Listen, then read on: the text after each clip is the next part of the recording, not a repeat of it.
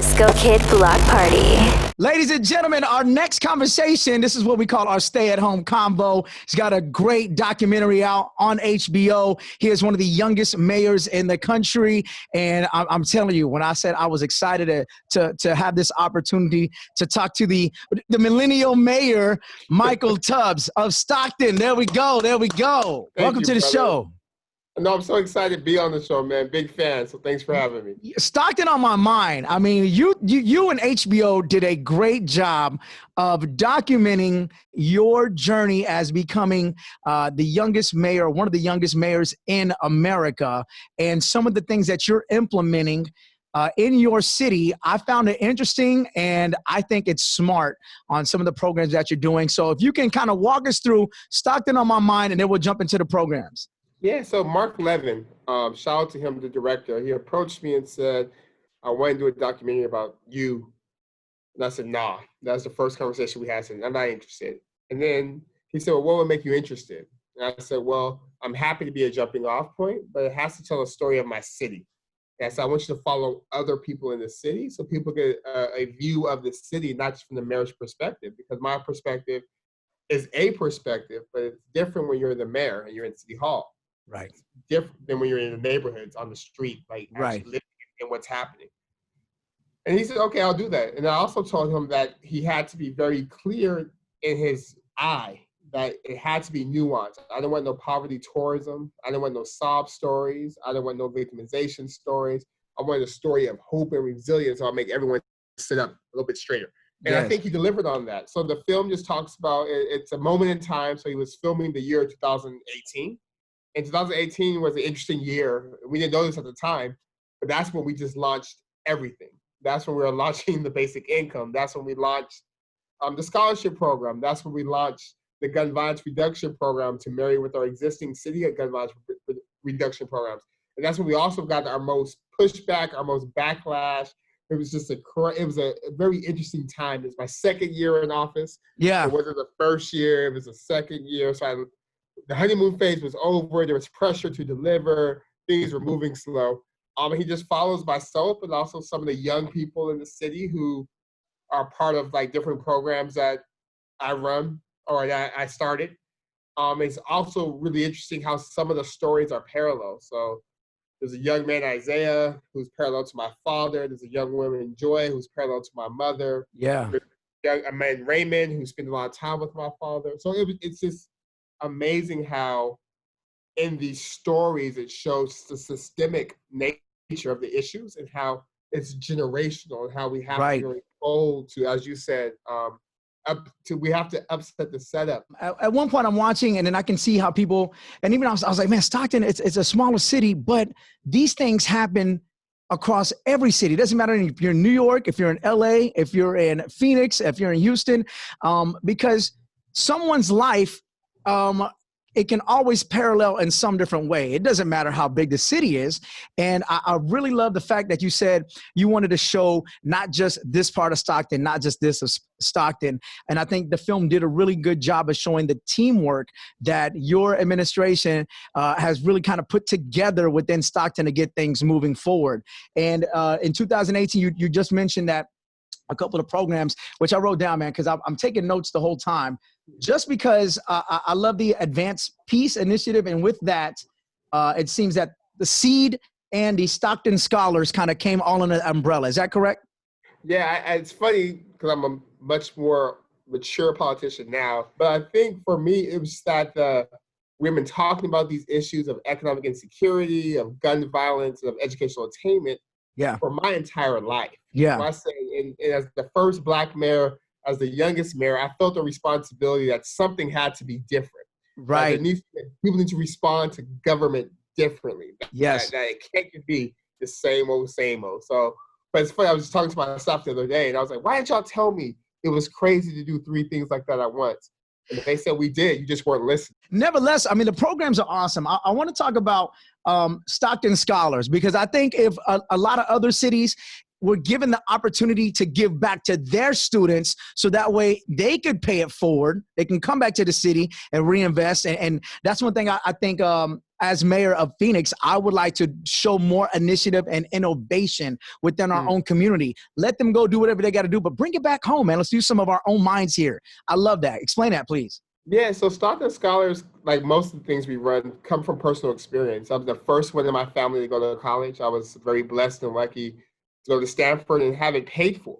Yeah. So when I graduated, I could come back immediately and run for city council and teach because I didn't have student loans. I didn't have debt. And I felt an obligation, like, wow, all this was, like, I had such a great opportunity. I need to pay it forward. So Stockton Scholars were able to raise we started with a $20 million gift from Evan Spiegel from SNAP. And with that, we were able to guarantee for the next decade, every single student who graduates from our largest school district, a 4-year, 2-year, or trade school scholarship. And the idea was that we know that, particularly in Stockton, a lot of our best and brightest, they leave and don't come back because they don't have a strong sense of allegiance to the city. They may have, like I have, an adversarial relationship to the city where I'm proud to be from there, but I got to go somewhere else to be successful. Right. So we thought by showing that, no, we're not just going to tell you to do your homework. We're not just going to tell you to go to school. I'm saying if you do everything right, there is guaranteed money for you. Match me, make me spend it. And I think my hope is that the students feel so guilty that, damn, I got to go back for a little bit. I got to pay this money off because they really just gave it to me with no strings attached. But I think more importantly, it was important for me to signal to all of our students, and not just the straight A students, but the C students, the B, C students, the students who want to go to trade school, that no, we believe in you. We believe in you so much. We have money that we could have used for anything. And we said, no, we're going to earmark this money for your education. So I know it's only been 2 years, but have you seen after your first class, I believe it was so far 879 students have benefited from the scholarship. That was the stats at the end of the documentary. So another 1,000 now. Okay, so over 1,000. Now, how many students have came back, or are you seeing the return in 1 year because they're excited about the program? Yeah, so a lot of them are back because of COVID. And at first I was a little bit annoyed by this, but now I think this shows it's working. All the people leading these protests in my city were Stockton Scholars. Like the people marching on City Hall, sending me emails, were Stockton Scholars. And at first I was a little bit annoyed, like, y'all know I'm working. Like, come on. But I'm like, that's what we want. We want critical thinkers. We want leaders. We want folks who feel like, okay, this is what I'm trained to do. This is why you gave me the scholarship money, to come back and help change some things. So I'm so proud of them. And then a lot of them are coming back and helping mentor younger students. And then I'm also proud because a large part of the cohort goes to our local community college. So now there's a network of kids at the community college who are 500 strong, who are saying, yo, we're gonna get our AAs and go further if we want to, and we're gonna do it together. So I'm just very, very, very proud of them. Which I think is key, because I got my associates first, then I went on to University of Houston, but I always got that 2-year degree because I wasn't sure if I was gonna go for 4 years, right? And I think that's smart to do, whether it's a 2-year, a 4-year, even a trade school, because you're seeing a lot more people that may feel comfortable in a trade school. I don't think a 4-year college, a university is for everyone. So I think when we wanna put people automatically that, oh, this is going to a university, I think we sometimes disservice the kids that may not want that 4-year experience, but just an associate's or a certificate of something, man. Yeah, and I learned that because I used to teach. When I was on city council, I taught, and some of my students didn't go to 4 years for a variety of reasons. Yeah, because they had childcare responsibilities, because they wanted to be at home, because they needed to work immediately, because they just want, like, I want to be this technician, I want to do this. Yep. It's like, well, why should they not have the opportunity? Like, that's important stuff too. And I want to help you pay for that too, because I want you to know, no matter what you do, you're important and your contributions are valued here. Yeah, I love that program. Another interesting program that I think it was part of the Democrat debates this past year. Andrew Yang championed the universal basic income, and I thought it was innovative for what you to do. In Stockton, let's start and let's see what our city can do. And if you can explain the program, because I already know there's people listening right now, like, universal basic income, I'm already against that. I don't want to hear any more about it. But I think the way that you're kind of implementing it here, and then obviously you're still collecting data on that, but what have you seen so far with implementing that in your city, and how did it come about? Yeah, so it really came about, we actually were having, Andrew's a friend, and we were having this conversation even before Andrew announced he was running. In college, I had read Dr. King, and he talked about a guaranteed income. I don't think a lot of people know that. Like Dr. King and the Black Panthers, when the Black Panthers, I think, point 2 or 3 on their 10-point platform was a job guarantee or a basic income. And this is like in the 60s, these folks were talking about this stuff. So I remember studying it and saying, wow, this is interesting. Like, why haven't we even considered the idea? And then in Stockton, I think the root of all of our issues is poverty and economic insecurity. People lack the basic necessities, they're stressed and anxious, they're not able to do all the things we want them to do as members of our community. So I was approached by Natalie Foster from the Economic Security Project. She talked about they were looking for a city to do a basic income in. And at that time, literally a week before, I had told my staff to research ways to end poverty, and they came back with a basic income. So they were already doing research on that, unbeknownst to this conversation I was going to have. Yeah. And then afterwards, so when I met Natalie, I said, you know what? We're actually have a task force in Stockton looking at basic income. And she was like, really? And then we spent time together and realized that the way we were framing it was aligned, and that it's not about people are hopeless and there's not going to be any work and we have to give people. That's not the frame. The frame is that today people are working, work isn't paying, so we do need to raise wages. But there's also people doing work that isn't compensated, particularly women who do caregiving and domestic labor, or students, or artists, or creatives, etc. Right. And that it's part of the, like Thomas Paine was talking about this in the late 1700s. And it's something that we can afford to do, and we do it all the time for rich people. We give rich people basic income through tax cuts, through offshore accounts, through bailouts when there's recessions, like every single time, like trillions and trillions of dollars.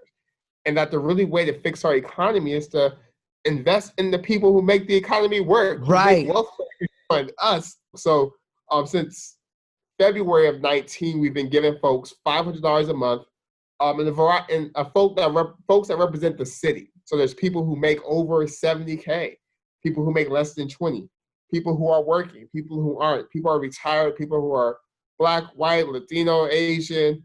Majority of the recipients are women, which is interesting because we didn't give it to names, we sent it to addresses. It was kind of random, right? Like it was just like, hey, random. Yeah. But the woman checked that mail and said, no, listen, this is money. We're not going to play with this. I got this.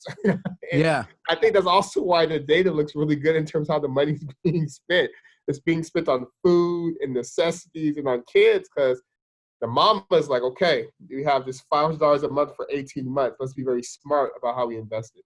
A lot of people that are opponents of any type of basic income, even extending stimulus checks right now. See, and I'm sure you've heard it as well. Well, people are just going to waste the money. How do we know we're going to spend it on this? Some people are making more on unemployment or getting stimulus checks or additional on the unemployment right now, and they're still having trouble making rent. So what are they doing with the money? You're actually seeing that the people are spending it so far on things that they need to make sure that their families are good, they're taken care of. Yeah, 100%. And I tell people all the time, universal means you and me, meaning folks going to spend money how we spend money. These aren't some, and I think part of it's just the racism that's so ingrained in our communities, where we think of the other every time there's a government program. Mm-hmm. Like because even before we launched in Stockton, people were saying they spend the money incorrectly. I'm like, well, are you they? Who is they? Because we haven't picked anybody yet. Like who? Right. When you say that, what image are you conjuring up? And I think that's part of the issue we have to contend with, is that we just live in a country that's so infected with the disease of racism and othering that whenever there's a benefit, we can think about how we would do, because no one would say they do bad with the money. Everyone says, I need that money. Nothing goes to me. People like me get nothing. They get everything. That's what I hear so often. It's like, no, universal, you and me. How would you use the money? And I think you would realize that most of your neighbors will use it the same way. Most people, not all people, but there's not anything we do right now that all people do correctly or all people do it the same way. So why would we have an unrealistic expectation on something that's such a necessity for so many of us? I'm so interested in this because at first I was part of the other people that were like, yeah, I don't know. I think it's just the people wasting it. I'm not sure if it's going to work for everyone. But after watching your documentary, it is definitely interested me in seeing how these programs can actually help other people that may just need the little help to get through something they may be going through temporary, or it could be a little longer term, but can help somebody bounce back on their feet. And last week, I had Ashley Chapman on, and she's with Justice U, and she is a strong player in the fight against human trafficking. And we were talking about child trafficking, sex trafficking, and how those, if those issues not addressed, can lead into the homeless population. And I want to kind of take with what you're doing with UBI and the homeless population, because let's just say in Phoenix, there's a huge homeless population problem. How can the two kind of work together so where you can put a dent in human trafficking, at the same time you can use some of this UBI to maybe help some people that may be going through an unsheltered phase of their life right now to where they can bounce back? Yeah, feel free to cut me off because it's going to be a long-winded answer. But I think there's many causes for homelessness, but we know a main cause is the inability to afford housing, right? That there's so many people who have been evicted, who are living in cars. If you look at eviction data, most people are evicted not for not paying their entire rent. And more to come because of COVID-19. They're saying we haven't even seen the worst yet.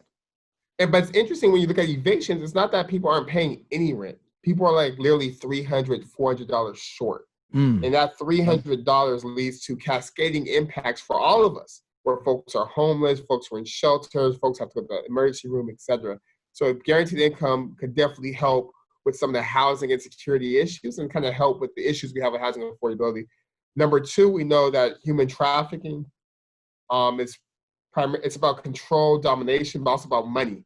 Right. It's about dollars. It's about folks, young ladies who are coerced, enticed with dollars, oftentimes from families that don't have a lot or don't have basics, and from these terrible human traffickers who are making a lot of money, but usually come from backgrounds where they're not making as much usually. But then you have like Jeffrey Epstein and them folks who do human trafficking at a bigger scale. But I'm talking about street level trafficking. And I think a basic income kind of helps solve the issue of just economic desperation that will lead to folks looking for alternative ways to make money and to make ends meet.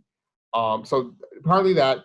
And then also think in terms of, we know that a lot of folks who are homeless have issues with mental health, have issues with substance abuse, but we don't know whether it's the chicken or the egg. We don't know if it is the homelessness that caused the substance abuse or the mental illness, or the mental illness that caused the homelessness. And I think $500 or some sort of income floor will allow us to do what we keep saying in terms of housing first, and to just house and shelter folks, get them stable, and then we could deliver the services and the medicine and the mental health and the social work that some folks may need. But some folks may just need a stable environment where they don't have folks stealing from their tent.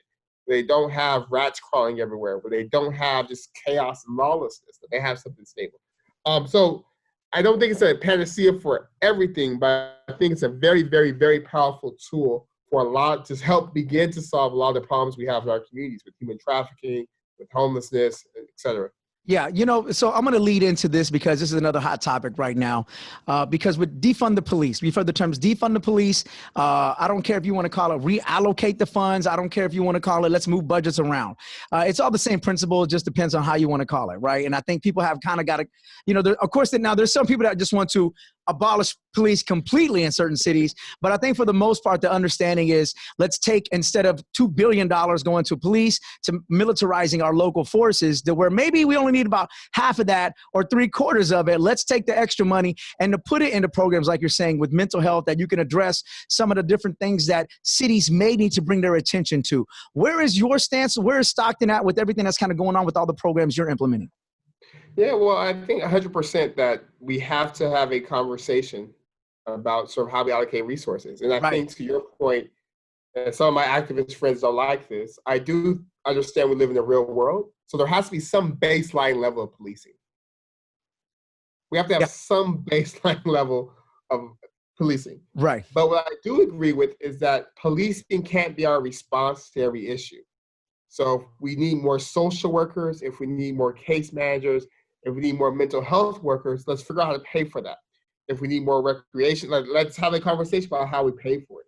So one of the things we're doing in Stockton now is we're looking at our 911 and the police union doesn't like this, but we're going to look at our 911 calls. Mm-hmm. And I want to know from our 911 calls, how many of those actually require a police officer? Because some calls do. But how many of them don't? Because if a lot of calls don't, then we have to have a conversation around how do we make sure the person answering the mental health call is a mental health worker. Right. And she could work for Stockton Police Department. I don't care. Or he could work for Stockton Police Department. I'm agnostic to that.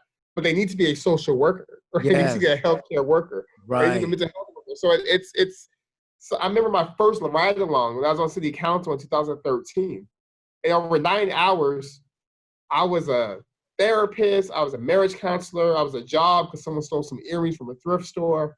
I was a homeless navigator, a social worker, and then there was a bank robbery. So it was like I was a cop, right? And then there was a shooting. So right. I was like, you guys do too. I remember saying this back then, like 2013, like part of the issue is our response to poverty, our response to any need is law enforcement, and cops aren't equipped to do all that. So of course there's going to be frustration and tension because you're sending folks with a hammer to do a job that might require a screwdriver. Right. Like it's there's a mismatch. So all that to say, I agree we have to fund more of the things we know that make communities healthy, and that's just not all police. Like we can't just fund police and think we're going to solve everything. That we have to look at how do we fund these other things. Last political question, and this is more like COVID-19 response. What do you think that us as a country and locally you're doing to really help beat COVID-19, or how are you navigating the city through to make sure that, hey, after everything happens, we're going to bounce back a little stronger in the fall or however long it may take? So in Stockton, it's tough because so much of the public health dollars go to the county, and the public health officer is a county, which is a separate government entity for me. But we've been hustling. So we've been giving food to seniors. We've created free drive-through testing. We're doing, with our CARES Act money, we're doing income relief. So not ongoing, but kind of one-time cash payments to people who have lost their income because of COVID. Mm-hmm. We're doing income support to small businesses. We're doing a lot of rental assistance, a lot of mortgage assistance, a lot of commercial lease assistance. We created a group called Stockton Strong, which is like a one-page stop for folks to go to if they want to get a COVID test, if they want to see COVID numbers, if they want to volunteer, if they need help and services. We've been partnering with DoorDash to deliver food to seniors so they don't have to leave their house. Nice. We've been giving money to nonprofits that can keep serving people. So we've been hustling. All right. Hey, I'm going to move to fatherhood right quick because I know towards the end of the movie says you have a new little baby boy. Congratulations. Thank you. I know the feeling, man. My son, he just turned 2 years old, and there's nothing like it in the world. I sit there and I look at him. Sometimes I'm just like, God Almighty, we made that. We made this little guy. I know you got to feel that way, right? My wife do that all the time. Yeah. Yesterday she said, I teared up putting him to bed. I was like, why? She was like, we made this. Yeah. Now, has being a father changed the way that you govern your city now? Like, has it made you look at things different where 2016 you're elected mayor and now you're like, maybe I should start going this way, or wait, what was I thinking? Or I'm really passionate about this now. Yeah, I'm very passionate about childcare. Yeah. And just how unaffordable it is. Mm-hmm. Like for me and my wife, I'm the mayor. She's an author. And for us to have to like really budget for childcare, and we make above the median income of our city, like I'm like, how do other families pay for this? And how do you make childcare more affordable? Yeah. But I think it also just really kind of gave me a different frame for the purpose of government. Like I've always valued parents and families, but now I'm just fundamentally convinced that the role of government at its essence is to allow parents to be parents, like to create the environments where parents can spend time with their kids, which looks like paid time off, like just all those things. I'm like, no, it's really about how do you allow families to family? Because like if you let parents and fathers and mothers or single mothers or mothers and mothers or fathers and fathers, if you allow them just the time and the opportunity to raise their kids and to be present for their kids and to get them help, mental health, like good things will happen. Like things will take care of themselves. That's so much of the issues we have is because of and I think Republicans get it half right because they talk about family values and the family structure. But what they get wrong is the way that government policies make it hard for people to be parents into family. And that's why there's issues. Like, yes, the family structure and how it's structured, no matter how it's structured, is important. But policies like no paid time off, policies like mass incarceration, policies like lack of health care make it hard for people to parent. And that causes a lot of the issues we have, I think. Yeah, no, see, so I'm independent. I've been independent probably for 10 years. And so I can say I can equally praise both sides, or everybody can get it. You know what I mean? That's just the way I feel about it.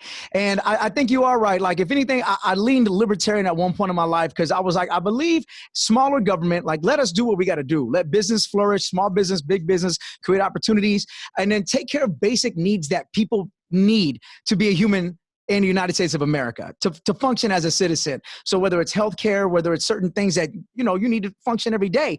But I do believe in, like you just said, let parents be parents to their children. You got to figure it out. And there are some things that I think every team together can kind of put, I call it common sense politics. And that's common sense policy. And that's what I want to do for Phoenix as well. I think it's time for us to move in that direction, to where I don't hate you just because of a party affiliation, and I don't love you just because you're affiliated with a party. You know what I mean? I think it's time we start looking at things to really build the family back up in America, because it does seem, whether this organization, this person's in power, or whatever it may be, it's kind of taking the family apart. And now that I think you're a dad, and I know it's changed me as well, is that you see that the family dynamic and the structure, like you said, I don't care if it's two moms, if it's two dads, if it's the traditional family structure, but there's got to be that structure to help raise our kids to be the best that they can be for this country and our cities. Kids need parents, man. Kids need parents, and parents need the time and the resources to parent, because I tell people all the time, I spend a lot of time on Zoom being mayor, but in the 3 hours at the end of the day before he goes to sleep, I get to speak with my son. That's some of the hardest work I do all day. Yeah. Yeah. Trust me, man. Trust me. It only gets more entertaining once they pass one, man. Once they pass one. Well, look, the documentary is on HBO. It's called Stockton on My Mind. A great story from your childhood to your father's story to so many friends like we addressed earlier, and just to see how it all comes together and just one wonderful piece. I recommend everybody stream it right now on HBO. The Millennial Mayor, Michael Tubbs. I hope we have more conversation in the future to come, man. Thank you so much for joining us today. All right, thank you.